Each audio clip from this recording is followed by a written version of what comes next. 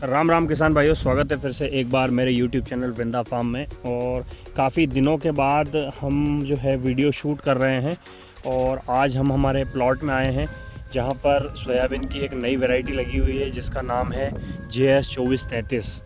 और इस बार कैसा परफॉर्मेंस है इस वैरायटी का और अन्य वैरायटियों का किस तरीके का परफॉर्मेंस है और क्या क्या कमियां हैं उस चीज़ के बारे में आज हम बात करेंगे और उसका क्या उपाय है उसका हम उस विषय पे बात करेंगे। तो अभी आप जैसे देख रहे हैं JS की 2433 वैरायटी जो कि लगभग 40 दिन की अवस्था में है, 40 से 42 दिन की अवस्था में है और कुछ इस प्रकार इसमें फूल जो है चालू हो चुके हैं और फूल बढ़िया सेट हो रहे हैं। लेकिन सबसे पहला और सबसे इम्पोर्टेंट सवाल इस बार बहुत सारे किसान भाई के कमेंट आ रहे हैं कि सोयाबीन की हाइट जो है वो नहीं बढ़ रही है और सोयाबीन फुल फ्लावरिंग स्टार्ट हो चुकी है और फ्लावरिंग स्टार्ट होने के बाद जो है कंसंट्रेशन चेंज करके वो फ्लावरिंग की ओर कर देती है, फास्फोरस की मात्रा उसके अंदर बढ़ जाती है, तो हाइट जो है वो प्रोसेस बहुत धीरे कर देता है और उसी के साथ जो है उसका फ्लावरिंग स्टेज पे फोकस करता है। तो ऐसी अवस्था में हम ऐसे कौन से प्रोडक्ट का यूज़ करें जिससे हमें जो है एक अच्छी हाइट मिले, साथ ही साथ उसके अंदर अच्छा फ्लावरिंग आए और फुटाव आए, इस चीज़ के लिए हम बात करेंगे। तो उससे पहले मैं आपको बताना चाहूँगा कि काफ़ी दिनों से बारिश के कारण आप अभी हमारे प्लॉट में देख रहे होंगे कहीं कहीं पत्ते जो है वो कहीं कहीं छिदे हुए हैं कुछ इस प्रकार। अगर आप ध्यान से देखेंगे तो आपके प्लॉट में आपको इल्ली नज़र आएगी, लेकिन बड़ा ध्यान से देखना पड़ेगा। और पानी बिल्कुल रिमझिम गिर रहा था, उसके कारण हमें जो है रिज़ल्ट इल्ली पे हम स्प्रे कर नहीं पाए। लेकिन अभी आप देखेंगे तो ये इल्ली जो है ये बैठी है और अब इस अवस्था में इल्ली क्या करती है, फूल खाना चालू कर देती है। ये बहुत बड़ा नुकसान है क्योंकि फूल अगर खाना चालू कर देगी तो वो पौधा जो है प्रोडक्शन अपने को कम देगा। तो इसलिए सबसे पहला और इम्पोर्टेंट मेरा कहने का ये है कि ये जो स्प्रे है वो स्प्रे में एक तो क्या लेना चाहिए जिससे हमारी हाइट बढ़बाड़ भी अच्छी बढ़ जाए, फुटाव भी आ जाए, फूल भी आ जाए और इल्ली के साथ इसके साथ साथ इल्ली का भी हमको बेहतर रिजल्ट मिले। तो अगर हम अवस्था की बात करें तो ये फ्लावरिंग अवस्था है। फ्लावरिंग अवस्था पे हमें स्प्रे का कॉम्बिनेशन इस तरीके से बिठाना है जिससे हमें एक अच्छा उत्पादन फाइनल पे मिल पाए। अगर हम स्प्रे की बात करें तो स्प्रे बहुत सारे टेक्निकल है जो आप ले सकते हैं। जैसे कि अगर हम इल्ली की बात करें तो इल्ली के अंदर कुछ लोग लेमडा थायो का इस्तेमाल कर रहे हैं, कुछ भाई लोग जो है वो कोराजन का इस्तेमाल कर रहे हैं, कुछ भाई इमामेक्टिन का इस्तेमाल कर रहे हैं, कुछ भाई जो है सोलोमन का इस्तेमाल कर रहे हैं। ये तना छेदक इल्ली के लिए आप सोलोमन ले सकते हैं जिसके अंदर जो स्टेम फ्लाई वाली शिकायत होती है वो स्टेम के अंदर तक काम करती है। उसी के साथ साथ लेमडा थायो जो होती है वो भी स्टेम तक काम करती है। उसी के साथ साथ कुछ भाई लोग जो है वो ट्रेसर का भी इस्तेमाल कर रहे हैं, कुछ डेलीगेट का भी इस्तेमाल कर रहे हैं। तो कई प्रकार के कीटनाशक जो है वो आ चुके हैं। इस तरीके में अगर हम बात करें तो क्या सही रहेगा, तो आप इस अवस्था में लेमडा थायो का इस्तेमाल कर सकते हैं जिससे हमें हमारे तना छेदक वाली इल्ली पे भी कुछ राहत मिलेगी। साथ ही साथ सोलोमन का इस्तेमाल कर सकते हैं जो कि आपको तना छेदक की इल्ली के लिए राहत मिलेगी। साथ ही साथ इसके अंदर आपको जो पत्ते के ऊपर जो इल्ली है वो भी मारेगी और आपका तना छेदक वाला काम भी पूरा करेगी। अब इसमें कॉम्बिनेशन में आपको टच पॉइज़न जो है वो लेना है। टच पॉइज़न की मात्रा ज़्यादा ना लेना है क्योंकि फूल फ्लावरिंग की अवस्था है, ज़्यादा गैस पॉइज़न लेने से हमारे फूल ड्रॉप होते हैं। कुछ मात्रा में होते हैं लेकिन होते हैं, तो इसीलिए पर्याप्त डोज लें आप। 20 ml से 25 ml के बीच में आप ले सकते हैं। 20 ml वैसे पर्याप्त है अगर आप डालना चाहें तो। जैसे प्रोफेनोसाइफर हो गया, क्विनाल्फास हो गया, क्लोरोसाइफर हो गया, ये टच पॉइज़न होते हैं जो कि तुरंत जहाँ पे भी कांटेक्ट में इल्ली आएगी तो उसको मार देता है। और साथ ही साथ इसमें एक चीज़ और मुझे नोटिस हुई है कि जब भी हम फूल को चेक करने के लिए जाते हैं तो उसके अंदर हमें वाइट फ्लाई की शिकायत देखने को मिल रही है। तो वाइट फ्लाई का एक बहुत ही अद्भुत प्रोडक्ट मैंने मूंग में इस्तेमाल किया था। इसके अंदर मेरा येलो मोजक वाली शिकायत थी और येलो मोजक आती है वाइट फ्लाई से। तो उसके लिए हमने UPL का एक प्रोडक्ट डाला था जिसके अंदर 25% एसिटामिप्रिड और उसी के साथ 25% उसमें बाइफेंथ्रिन आता है। एक उसमें जो होता है वो टच पॉइज़न होता है, मतलब कॉन्टैक्ट पॉइज़न, और एक उसके अंदर होता है जो कि लंबा रिजल्ट देता है। तो दोनों का हम कॉम्बिनेशन जब डालेंगे तो उसमें क्या होगा कि तुरंत में जो मच्छर रहेगा वो तो मर जाएगा, साथ ही साथ 8 से 10 दिन तक जो भी दूसरा मच्छर अगर कोई रह गया है तो उसे भी मारने का काम जो है वो करता है। अब हाँ, अगर हम फ्लावरिंग और बढ़ाव की बात करें तो बढ़ाव में ऐसा क्या प्रोडक्ट है जो हमें डालना चाहिए।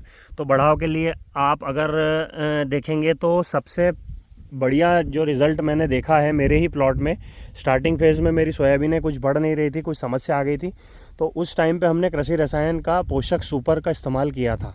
और अभी आप देख रहे होंगे सोयाबीन लगभग मेरे जो है घुटने के लगभग आ चुकी है।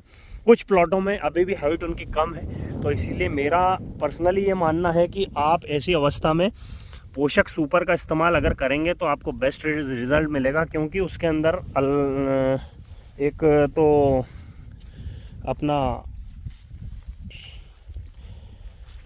जेब्रिलिक एसिड आता है, जेब्रिलिक एसिड के साथ उसके अंदर अल्कोहलिक एसिड भी आता है जो कि ग्रोथ लेने में बहुत हेल्प करता है।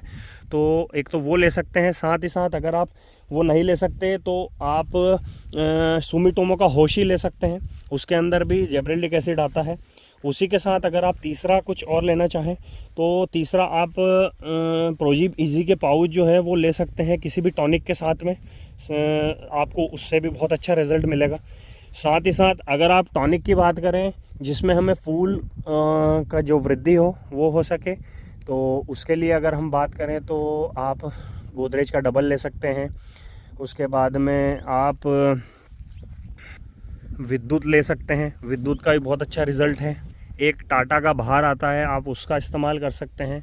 तो ऐसे बहुत सारे अनेक टॉनिक आते हैं जिसका आप इस्तेमाल कर सकते हैं, जिसका रिज़ल्ट सोयाबीन में बहुत बेहतर देखा गया है। और उसी के साथ कुछ किसान भाई जो होते हैं मिक्स माइक्रोन्यूट्रिएंट का भी इस्तेमाल करते हैं इनके साथ, ताकि किसी भी तरह की पोषक तत्व की अगर कमी हो तो वो पूरी हो जाए।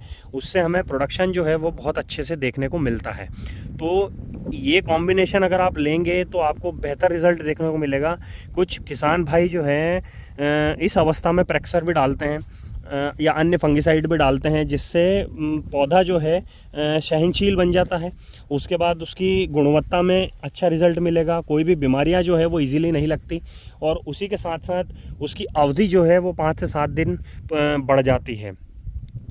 तो मेरा ये मानना है कि आप फ्लावरिंग स्टेज पे ना डालते हुए जब तीसरा स्प्रे करें, लगभग जब फलियां या फाफड़ी बनने लगे उस अवस्था में अगर आप डालेंगे तो आपको और बेहतर रिज़ल्ट मिलेंगे।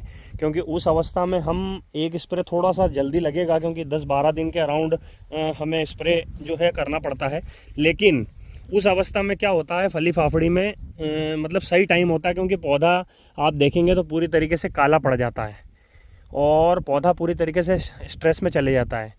तो आप जब फंगिसाइड डालेंगे तो उस फंगिसाइड से उस पौधे को बहुत हेल्प मिलती है उस अवस्था में। साथ ही साथ आप कोई भी इल्ली के लिए कंट्रोल करने के लिए कोई भी साथ में दवाई ले सकते हैं।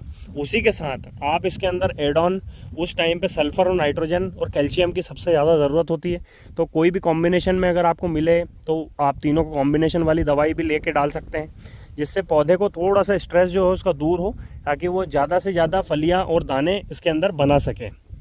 तो इस कॉम्बिनेशन के साथ अगर आप डालेंगे तो आपको बहुत अच्छा रिज़ल्ट जो है देखने को मिलेगा आपके प्लॉट में, क्योंकि हम कंटिन्यूसली हमारे प्लॉट में ये प्रैक्टिकल करते रहते हैं और इसमें हमें जो बेहतर लगता है कि इसका रिज़ल्ट अच्छा है वो चीज़ें हम आपको रिकमेंड करते हैं। हम किसी भी कंपनी का प्रमोशन नहीं कर रहे हैं, लेकिन जो भी किसान हितैषी चीज़ें हैं वो हम जैसे ऑब्ज़र्व करते हैं तो हम आपको बताते हैं, क्योंकि हम ज़्यादा से ज़्यादा टाइम ट्राई करते हैं कि खेती के अंदर इन्वॉल्व होके और बेस्ट आउटपुट निकालने का ट्राई करते हैं।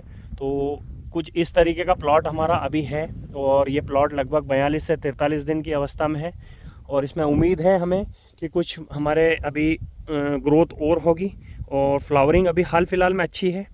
कुछ इल्लियों का कंट्रोल हमें करना है, इसके लिए अब मौसम आज थोड़ा सा खुला है, तो हम देखते हैं कि हमें मौका अगर कल से मिलता है तो हम ट्राई करेंगे कि स्प्रे जो आपको बताया है कुछ इस प्रकार हम ले सकते हैं। हाँ, मेंशन एक चीज़ और करिएगा किसान भाई कि अगर आप जो भी दवाई डाल रहे हैं तो उसके साथ अभी बारिश में चिपकू ज़रूर डालें, ताकि आपकी दवाई जो है वो पूरी तरीके से इस्तेमाल हो।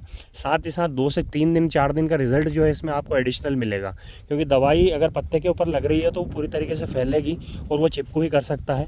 बाई चांस अगर थोड़ा सा पानी भी लगा हुआ पत्ते पर तो आपको रिज़ल्ट में जो है वो कॉम्प्रोमाइज़ नहीं करना पड़ेगा, क्योंकि दवाई बहुत महंगी आती है। और उसके बाद टाइम बहुत महत्वपूर्ण है, क्योंकि गीला खेत रहता है, गीले में हमको जब भी पानी नहीं है उस टाइम पे डाल के और फ्री होते हैं, और दवाई अगर प्रॉपर रिज़ल्ट नहीं आया तो बहुत दिक्कत। ये जो सोयाबीन आप देख रहे हैं ये है JS की 2172, और हम हर साल कुछ ठंडी मिट्टी वाली ज़मीन है उसके अंदर हम लगाते हैं और इसका प्रोडक्शन बहुत अच्छा है। लेकिन इसी को हम ट्रांसफॉर्म करके बेड पद्धति से लगाते हैं जिससे हमें उत्पादन बहुत बेहतर देखने को मिलता है। और इस बार हमने जो है इसको मिनी बेड से लगाया है जिसकी दूरी आप देखेंगे तो 12 इंच जो है वो चाँस से चाँस है, साथ ही साथ बीच में अगर आप देखेंगे तो 16 से 17 इंच बीच में हमने छोड़ रखा है। अब इसी की हम बात करें कि इसमें क्या ऐसा फ़ायदा है लगाने से, तो सबसे पहला फ़ायदा जो है आप अभी देख रहे होंगे दूसरी सोयाबीन की हाइटें जो है वो बहुत कम है और इस सोयाबीन में अभी हाल फिलहाल में अगर आप देखेंगे तो लगभग मेरे घुटने के हाइट पे आ चुकी है और ये 43 डेज़ 43 दिन का प्लॉट है। और अगर हम इसी में बात करें तो बेड पद्धति की क्या फ़ायदा है, तो सबसे बड़ा फ़ायदा जो है वो आपको दिखाने वाला हूँ। ये आप देख सकते हैं इसके अंदर जड़ जो है वो पूरी तरीके से डेवलप हो रही है। उसी के साथ अगर हम इसको अगर ओपन करके देखेंगे तो इसके अंदर जड़ों का विकास बहुत अच्छा हुआ है। ये इसकी जड़ें जो है नीचे तक ये वाइट रूट होती है और ये जो वाइट रूट होती है यही भोजन बनाने का काम करती है। जितनी ज़्यादा वाइट रूटें होंगी उतना ज़्यादा पौधा भोजन अपटेक करेगा। जो भी ज़मीन में हमने खाद दूसरी फसल में डाला है उसमें हमें रिज़ल्ट देखने को मिलेगा। तो जब मिट्टी खट्टी होती है तो एक फोसरापन उसको मिलता है जिससे हमें जड़ों को चलने का मौका मिलता है। साथ ही साथ इसमें बीच में जो आप ये गैप देख रहे होंगे इस गैप से पौधे को हवा मिलती है। हवा मिलने से उसके अंदर परागण बहुत अच्छे से होता है। उसी के साथ अगर आप देखेंगे तो परागण के साथ साथ उसी के अंदर हवा पर्याप्त पास होती है और फैलने का मौका मिलता है। इसी कारण इसके अंदर हमें प्रोडक्शन जो है वो बहुत बेहतर देखने को मिलता है। साथ ही साथ पानी जो है वो नाली के द्वारा पूरा बाहर हो जाता है। ये इस तरीके का बेड जो है हमने बनाया है मिनी बेड और इसी के अंदर आप देखेंगे हमारी निंदाई भी हो चुकी है और इसमें पानी जो है वो नालियों के द्वारा बाहर हो जाता है। साथ ही साथ इसके अंदर वाटर मॉइस्चर जो है वो बहुत जल्दी सूखता है, मतलब वाटर मॉइस्चर मेंटेन होता है जो पौधे को एक रिक्वायरमेंट होती है और उसी के कारण हमें प्रोडक्शन देखने को मिलता है। लगभग कुछ किसान भाइयों ने जो 2-2, 3-3 क्विंटल पर एकड़ निकाल रहे थे आज वो 9 क्विंटल 10 क्विंटल सेम सिर्फ पद्धति चेंज की है उससे निकाल रहे हैं। और इसका हाइट देख के ही अगर आप देखेंगे तो समझ में आएगा कि आपको कितना अच्छा इसमें हमें रिज़ल्ट देखने को मिल रहा है। तो हमने किस तरह से मिनी बेड बनाए हैं उसका वीडियो भी मैंने ऑलरेडी पोस्ट किया है, तो आप जाके मेरा सीड ड्रिल का भी देख सकते हैं। उसी के साथ मैंने शॉर्ट वीडियो डाला है जिसके अंदर हमने सोयाबीन बुआई का जो था वो मेंशन किया वीडियो, आप वो भी देख सकते हैं। और किस तरीके की जुगाड़ हमने की है उसका भी वीडियो मैंने एक लॉन्ग वीडियो बनाया है, तो आप जाके देख सकते हैं। और होती है तो कैसी लगी मेरी जानकारी आप कमेंट बॉक्स में बताएं और किसी प्रकार की जानकारी अगर छूट गई हो तो आप मुझे कमेंट में ज़रूर बताएं ताकि मैं अगले वीडियो में कवर करूंगा। इसी के साथ कोई नई वैरायटी की भी आपको जानकारी चाहिए तो बताना, क्योंकि 25 की सीरीज़ की मैंने अपने खेत में लगाई है और किस तरीके का उसका परफॉर्मेंस है वो भी मैं दिखाऊंगा। लेकिन जल्दी जल्दी आप कमेंट करके बताइए कि आपको मेरे वीडियो कैसे लग रहे हैं और क्या चीज़ें हमें ऐड करना चाहिए। वीडियो को लाइक करें, शेयर करें, सब्सक्राइब करें। धन्यवाद।